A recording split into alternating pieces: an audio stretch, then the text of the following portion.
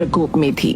गांव का एक लड़का कुंदन, जिसे गांव में सभी बहुत समझदार मानते थे, उसने आज सरपंच से कहकर पंचायत बिठा ली।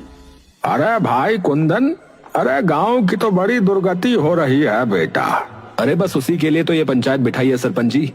बेटा, पर हमें तो तेरे पे ही भरोसा है। तू ही बता क्या समाधान है। पहले तो एक बार समस्या जान लेते हैं कि समस्या चल क्या रही है। हाँ भाई, बताओ जरा सारे कि क्या क्या दिक्कत आ रही है। नमस्कार सरपंच जी। नमस्ते कुंदन भाई। नमस्ते भाई, बताओ क्या तकलीफ है। भाई तकलीफ एक नहीं कई है। बारिश इतनी हो रही है कि एक तो गांव में हर जगह पानी भर रहा है। दिक्कत तो खेतों में भी आ रही है, पर उनको तो चलो पलड़ा वगैरह लगाकर संभाल लें, पर इस गांव में भरे हुए पानी का क्या करें भैया। बात तो ठीक कह रहा है ये सुधीर बेटा। इस चक्कर में मेरे बालक और मेरा दिमाग खराब कर दिए हैं।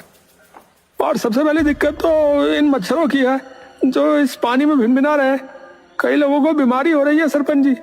और उससे भी बड़ी दिक्कत सड़कों के गड्ढे। वो देखो एक बार, ये कल अपनी मोटरसाइकिल से आ रहा था, गड्ढे में बाइक गई और इसका मुंह जाके लगा नीचे। पहले तो इसकी बीवी ने भी पहचानने से मना कर दिया इसे। 2 घंटे बाद मानी कि उसी का है। और मेन रोड का ये हाल है कुंदन भाई, वो एक ही रोड है शहर जाने का, नहीं तो 14-15 किलोमीटर घूम के जाना पड़ता है। किसी को अस्पताल जाना हो या बाजार जाना हो तो बताओ कैसे जाएं? सारा काम रुका पड़ा है सरपंच जी। सरपंच जी, आप इस समस्या का कुछ नहीं कर सकते। अरे बेटा, मैं कर तो दूं, पर ये मेन रोड है। इसको ठीक कराने के लिए विधायक के पास अर्जी डालनी पड़ेगी, जो कि मैं 3 बार डाल चुका हूं। लेकिन वो उल्लू का पट्टा पता नहीं कहां सो रहा है। महीना हो गया, अभी तक कोई जवाब नहीं आया। सरपंच जी मेरी सहायता करिए। मेरी बिटिया की बड़ी तबीयत खराब हो रही है।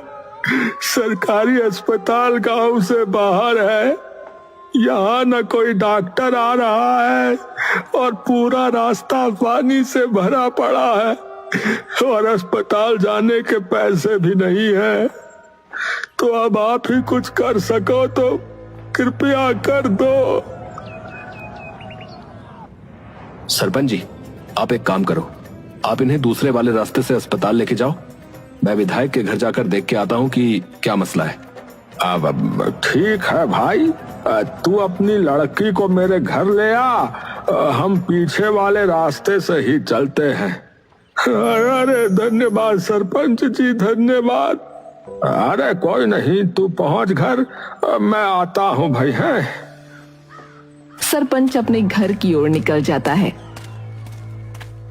और कुंदन सीधा विधायक के घर की ओर निकल जाता है। कुंदन जैसे ही सड़क पर जाता है तो उसे दिखता है कि पूरी सड़क पानी में डूब चुकी है। अरे अब क्या करूं?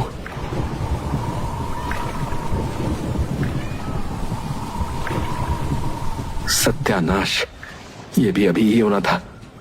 कुंदन अपना पजामा अपने घुटनों के ऊपर करता है और सड़क पर उतर जाता है। जैसे ही वो थोड़ा आगे बढ़ता है, उसका पांव गड्ढे में चला जाता है और पानी उसकी छाती तक आ जाता है। अरे हे राम, सीधा साबरमती न निकल जाऊं। हे। कुंदन धीरे धीरे करके आगे बढ़ने लगता है और किसी तरह विधायक की कोठी तक पहुंच ही जाता है। वो गेट पर दस्तक देने ही वाला था कि तभी वहां का चौकीदार दौड़ा दौड़ा आता है। अरे साहब जी, नो, कहाँ जा रहे हो साहब जी? नहीं, वहां नहीं जाना है। अरे साहब जी, आप जाइए यहाँ से, यहाँ कोई नहीं है। अरे क्यों झूठ बोल रहे हो भाई? तुम हो तो सही।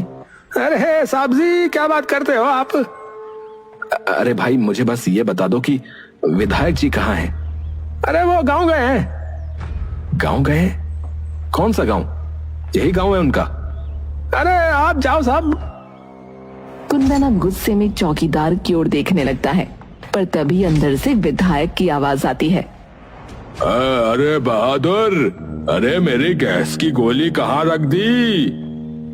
कुंदन एकदम से दरवाजे की तरफ देखता है। जल्दी आ गए शहर से विधायक जी? जमीन के नीचे से आए क्या?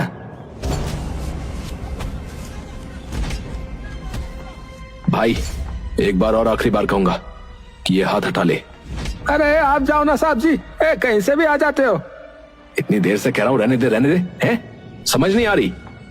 साहब जी हमको क्यों मार रहे हो भाई? हम बस अपनी नौकरी कर रहे हैं भाई साहब, जो हमसे कहा है वही कर रहे हैं। तो बार बार धक्का कैसे दे रहा है? धक्का कैसे दे रहा है? ये सारा शोर शराबा सुनकर विधायक बाहर आता है। अरे ये क्या संग्राम मचा रखा है? साहब जी ये देखो, ये साहब जी हमें मार रहे हैं। हम जब उन्हें अंदर आने से रोक रहे थे तो। क्यों भाई? हैं? कैसे? कौन रहा है? क्या हो गया? अरे मैं आराम से बात कर रहा हूँ, ये बेफालतू में धक्के दिए जा रहा है। मुझे बस आपसे बात करनी थी। अरे बहादुर तू जा। चौकीदार वहाँ से चला जाता है। हाँ भाई बता। देखो विधायक जी, मैं गांव से आ रहा हूँ। बड़ी दुर्गति हुई पड़ी है पूरे गांव की। मेन रोड का बुरा हाल है, लोग बड़ी तकलीफ में हैं। शहर जाने के लिए 15-20 किलोमीटर घूम के जाना पड़ रहा है। सारा रास्ता बंद पड़ा है। पूरे गांव में पानी की निकासी की दिक्कत आ रही है और पानी भरने की वजह से मच्छर हो गए, जिससे लोग बीमार पड़ रहे हैं। अब एकदम से किसी की तबीयत खराब हो गई तो बताओ कहाँ लेके जाए? अरे हाँ, तो एप्लीकेशन भेजनी होती है, ऐसी थोड़ी हो जाएगा काम। 3 बार भेज दी विधायक जी और महीना हो गया, कोई जवाब नहीं आया, इसीलिए आया हूं यहाँ। अरे तो टाइम लगता है इन चीजों में, है? अरे मेरे सिर पे खड़े होने से क्या होगा? महीना हो गया, अब क्या किसी के मरने पे ही कुछ होगा? और आप ही करवाओगे काम तो? अरे हाँ, तुम्हारा ठेका जो उठा रखा है? चल जा यहाँ से। तो और किसने उठा रखा है? सुन, तेरे जैसे 4 लौंडों को मार के फिकवाया है, तो तू क्यों अपने दिन ला रहा है? चुपचाप निकल जा, बता रहा हूँ। कुंदन वहाँ चुपचाप खड़ा उन्हें देखता रहता है और विधायक उसके मुंह पर दरवाजा बंद कर देता है। कुंदन हार मानकर सर झुकाए वापस अपने गांव लौट आता है, पर जैसे ही वो अपने घर की ओर जा रहा था, उसे जोर जोर से चीखने चिल्लाने की आवाज सुनाई देती है। वो दौड़ता हुआ उस आवाज की तरफ जाता है। जैसे ही वो आवाज के करीब पहुंचता है तो देखता है कि एक घर के बाहर बहुत भीड़ लगी हुई है। पूरा जमावड़ा एकत्र हो रखा है। हे राम, ये क्या हो गया? कुंदन जैसे तैसे भीड़ को काट कर आगे निकलता है तो देखता है कि घर के आंगन में एक बच्ची का शव जमीन पर है, जिस पर सफेद कपड़ा ढका है और उसका बाप गिरिधर सर पर हाथ रखे बैठा है और माँ छाती पीट पीट कर रो रही थी। ये सब देखकर कुंदन कुछ देर के लिए स्तब्ध वहीं खड़ा रहता है। वो थोड़ी देर बाद चारों ओर नजर घुमाता है तो देखता है कि एक कोने में सरपंच अपनी आंखें बंद किए खड़ा है। कुंदन सरपंच के पास जाता है। अरे ये क्या हुआ? अब रास्ता ज्यादा लंबा हो गया, गुड़िया अब इतना इंतजार नहीं कर पाई बेटा। कुंदन एकटक सरपंच की ओर देखता रहता है। तू गया था विधायक के यहाँ, हुई बात? हाँ हुई। तो सरपंच कुंदन की ओर देखता है। कुंदन दुख भरी शक्ल लेकर सिर नीचे झुका लेता है। कुछ भी नहीं हुआ। ये खबर नहीं बन सकती ना, इसीलिए। अरे ये तो आम ही बात है बेटा। कुंदन थोड़ी देर नीचे रखे शव को देखता रहता है और बिना किसी से बात किए अपने घर आ जाता है।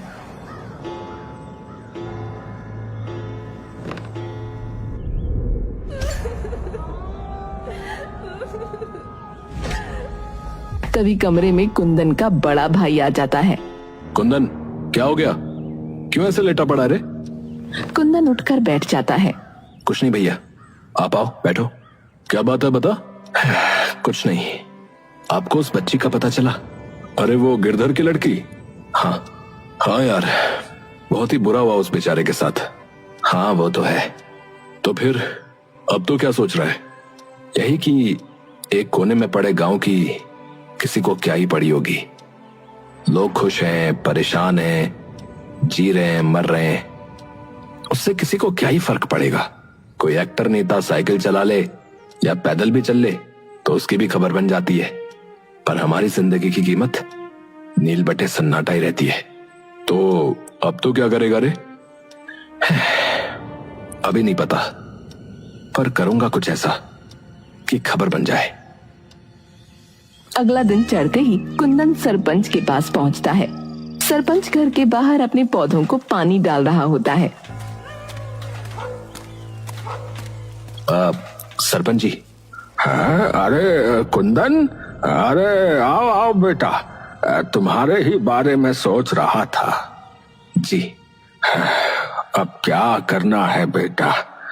मेरे तो समझ से बाहर जा रही है सारी बात।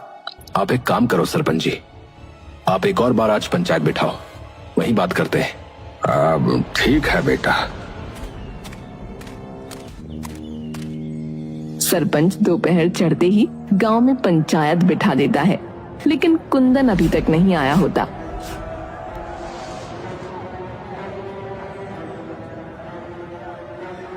सरपंच जी, कल जो हुआ उसके बाद से हमें बहुत डर लग रहा है, कहीं हमारे बच्चे इसकी चपेट में ना आ जाएं। अरे मेरे भाई, उसी समस्या का हल निकालने के लिए तो बैठे हैं। सरपंच जी, मैंने सुना है कि इस वक्त सिर्फ हमारे गांव में ही नहीं बल्कि और कई जगहों में इसका प्रकोप फैला हुआ है। रोज अखबार में आता रहता है, कभी किसी की डेंगू से मौत, कभी मलेरिया से। तो एक खबर हमारी भी छपवा दो, क्या पता कोई मदद करने आ ही जाए। बेटा, हमें कोई नहीं देखने आएगा और इस गांव में किसी बड़े नेता या अभिनेता का कोई रिश्तेदार नहीं रहता, तो यहाँ पत्रकारों को अपनी कलम या कैमरा उठाने लायक कोई खबर नहीं मिलेगी। सरपंच जी, सरपंच जी। अरे रवि, क्या बात हो गई? वो कुंदन की तबीयत एकदम से बहुत खराब हो गई है, तो वो आ नहीं पाएगा। सरपंच एकदम से चौंक कर उठ जाता है। क्या हो गया? रुको, मैं आता हूँ। नहीं, अभी उसे अस्पताल लेके गए हैं। अच्छा, मैं बाकी आपको शाम को बताता हूँ, जैसा भी डॉक्टर बताएंगे। ठीक है, ठीक है। दिन ढलते ही सरपंच कुंदन के घर पहुंचता है। घर में रवि अकेला बैठा होता है। अरे रवि बेटा। अरे आइए आइए सरपंच जी। क्या हुआ बेटा? कुछ नहीं पंडित जी, बस अस्पताल से खबर आई थी कि तबीयत में अब भी कोई बेहतरी नहीं है। डॉक्टर कह रहे हैं कि हालत थोड़ी ज्यादा गंभीर है। राम जी, इतने भले छोरे पे ऐसी आपदा क्यों डाल दी आपने? कोई नहीं सरपंच जी, आप घर जाइए, कुछ होता है तो मैं बताता हूँ आपको। ठीक है बेटा, किसी चीज की जरूरत हो तो बताने में हिचकियो मत। ठीक है बेटा। जी सरपंच जी, धन्यवाद। कोई नहीं।